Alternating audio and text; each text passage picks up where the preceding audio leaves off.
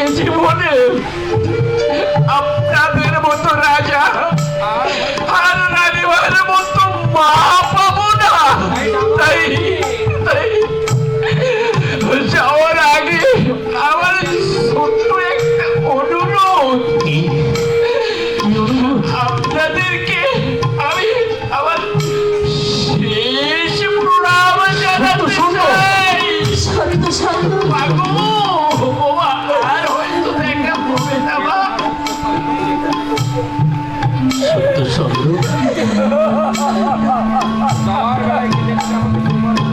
যাওয়ার বেলায় এমনি করে কেঁদে কেঁদে তোমরা আমাকে দুর্বল করে দিও না,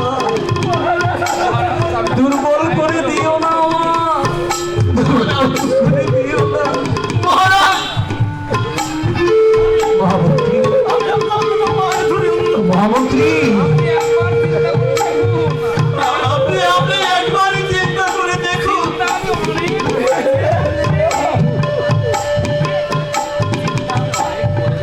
মহামন্ত্রী, চিন্তা তো অনেক করেছি।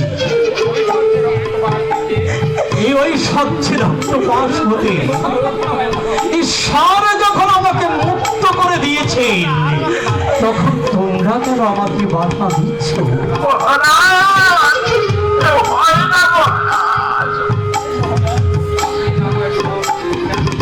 আপনি না হয় সব কিছু ত্যাগ করে দুঃখ কষ্ট সইতে পারবেন, কিন্তু আমার রানীমা, আমার দাদু ভাই, এদের কথা কি একটি বারের জন্যও আপনি ভেবেছেন? আমার জন্য ভেবো না দাদু। মা বাবা সঙ্গে থাকলে আমি সব কষ্ট ভুলে যাবো।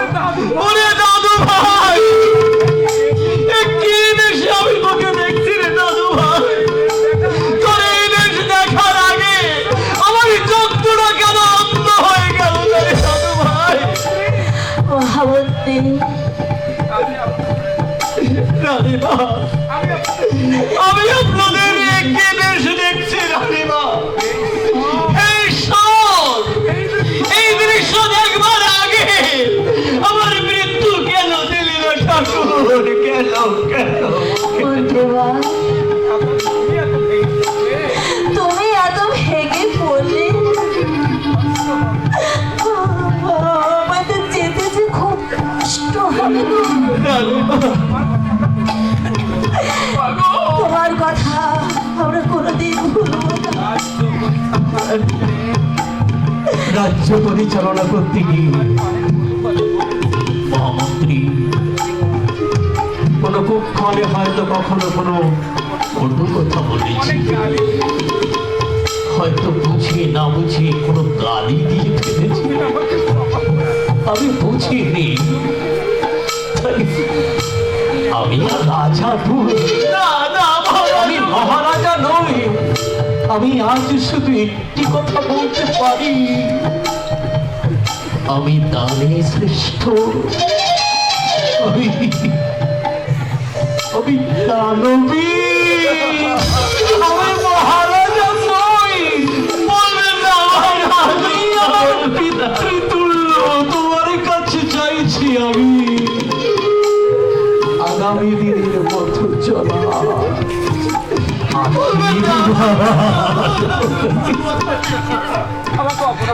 কথা বলে আপনি আমাকে আর অপরাধী করছেন।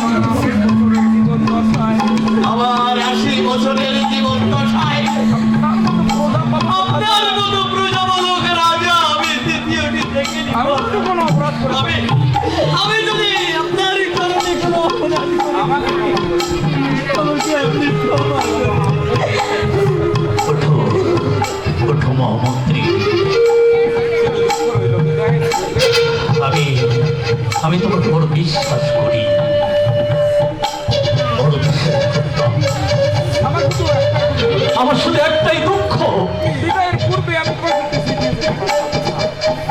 পূর্বে আমি তোমার শেষ ইচ্ছা পূরণ করে যেতে পারলাম। তুমি আমাকে ক্ষমা করে দিও।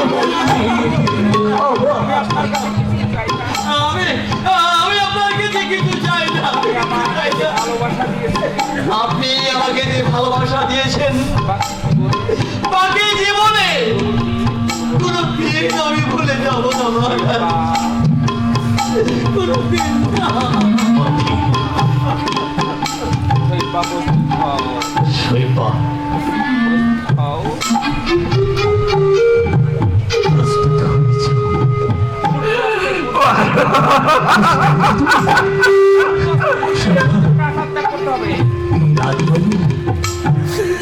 রাজসহ্য এত কিছু রাজভোগ প্রতি সময়ে আমরা দাসদাসীরা এনে তোমাদের খাবার দিত, ওরা কেউ আর দেবে না খাবার, কেউ দেবে না। এই যে ছোট্ট শিশুটার মুখে আর কেউ সে খাবার তুলে দেবে না। আমি অক্ষম বাবা, আমি কোনো কর্ম করতেও জানি না। হয়তো তোমাদেরকে এক মুঠো খাওয়ানোর জন্য মানুষের কাছে আমাকে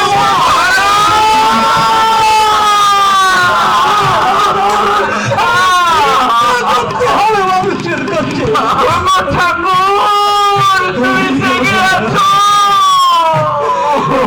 ভিখারি সেটা সবকিছু মেনে নি সূর্য ওঠার আগে এই বাবা প্রজাপালক এই প্রজাদের একটুখানি শান্তি দিতে পারেনি, তাই সব প্রজারা আমার বিদায় চাইছে। আমি মনে করি তাই আমি বিদায় চাইছি, তাই ওদের কাউকে কিছু না বলে সুরের মতো চলে যাবো রে বাবা। যা যাবি তো আমার সাথে, আমি আর রাজা নই, আমি আজ সামান্য ভিখারি, আর কিচ্ছু নেই। আছে শুধু একটা মন। আমি যতক্ষণ বেঁচে থাকি, যতক্ষণ আমার নিঃশ্বাস বইবে, আমি সত্য থেকে এক চুলো সরে যাব না।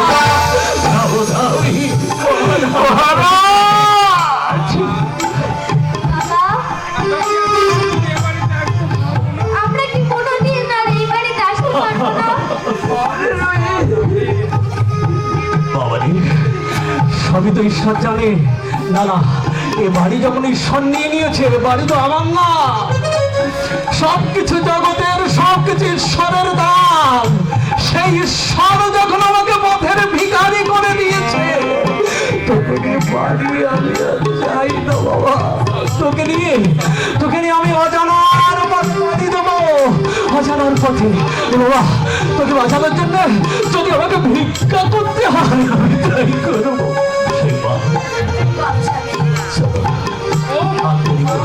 ও ভগবান, এই দৃশ্য দেখার আগে আমার মৃত্যু